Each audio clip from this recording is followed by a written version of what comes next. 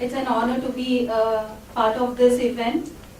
I'll be sharing with you what our company has done differently to develop this sustainable leadership strategy and what practices we are following in the company. Initially, we started this activity few years back when we did our organizational development survey. Through this survey, we got a lot of input to develop the assessment process for defining our competency module. Based on the inputs which we received from this OD survey, we developed assessment center for developing the competency module. And the beauty of this module is that we had considered strength and weakness of our company employee, like what is good in our company employees and what is the weakness which we need to develop and that is required for the business. So based on this, we developed this competency module. And this is not only for the top level, it is at every level, because we need to develop competency at every level and we need to have competency developed for all the employees. Talent is required at all levels. So based on that, we have developed this competency module at 3 levels in our organization: junior, middle and top. And based on this, we have designed different transformational change programs. This is not a year or 2 days program. This is for 2 years, 3 years program. And it is mostly based on self-introspection. Like we make the individual person introspect through different inventories, like what is good in him and what is required for him to grow.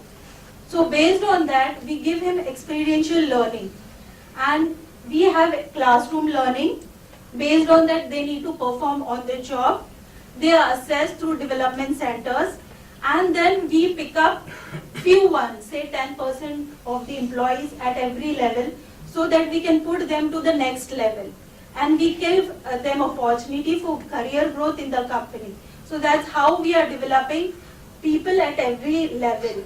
This is not all. We have mapped this competency in employee evaluation system. Every year, these employees are calibrated on those competencies, where they get proper assessment and evaluation is done by the immediate bosses, whether they are doing well as per what is required, and the individual development report also help in taking them to the next level. So these are the 2 different things which we are doing. We are giving them an opportunity to have an experience in developing themselves and also calibrating them every year by their seniors, so that they get an opportunity to climb the ladder. At every level, we groom people, and that is every level we have put a percentage, 10%, 10%, so that everybody is getting an opportunity to groom themselves and grow in the ladder. So we are focusing more on developing individual competency. So I can conclude that we should focus more on finding out different ways and methods of harnessing the core competencies and abilities of individuals so that we get the business results. Thank you. Thanks very much, Kosa. And Kosa just has described something which Faye had been speaking about, and that is to really put people into different assignments, give them different experiences so they can grow and they can learn. So thank you, because that links in nicely with what Faye had actually shared with us. So can we now hear Rituraj, please? Thank you. Good evening, ladies and gentlemen. I understand I am invited here because of what has been happening at Lupin, my company. Lupin is a pharmaceutical company. I joined it 7 years back. It was a third of $1 billion at that time. Last 7 years, now it is $2 billion. The top line has grown 6 times. The bottom line has grown 8 times. The manpower has grown from 3,000 to 13,000. And When she asked me what is my passion, I told her it is converting L&D into business growth. And it's not about learning and development for the sake of looking, sounding and feeling good, but it is about how do we actually make difference to the bottom line by spreading a lot of happiness through performance. Not my words, I'm choosing them. When we look back at this journey, and we have much more exciting times ahead, because we believe in achieving about $5 billion in another 3 years' time. I'm just sharing the confidential information here so that I can explain the energy around in the company at this moment with you.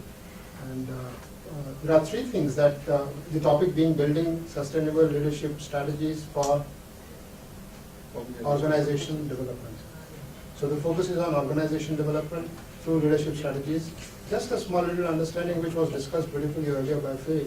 What is leadership? I understand leadership is about the state of mind in which you are able to lead. You need not necessarily need to lead others. You can lead yourself in a situation, or you can lead yourself against your own internal challenges or whatever.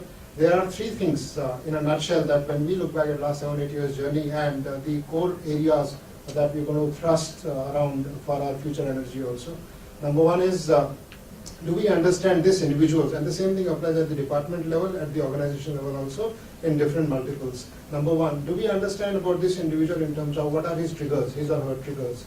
By triggers, we may call it stimuli, we may call it purpose, we may call it mission, we may call it motivation, we may call it whatever. But what are the triggers that make this guy actually tick?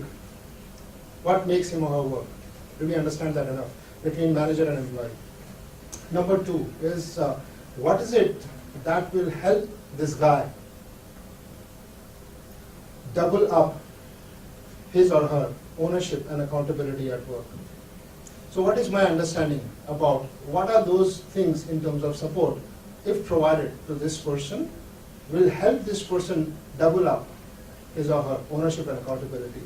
And number 3 and last is, what is what we call that God's gift? That's how Ramcharan describes it, the CEO coach number 1 in the world. What is God's gift in this person? Which means the strength, the uniqueness. What is it that he can bring to table through his work? So that's where this person is actually at the center of the achievements that we wish to build around. So it's not about talent management because we wish to gain benefits from talent's better performance. It's about what is it, what is your story? Let's hear your story, and how do we take your story forward to actually accomplish together? So the focus is more on that.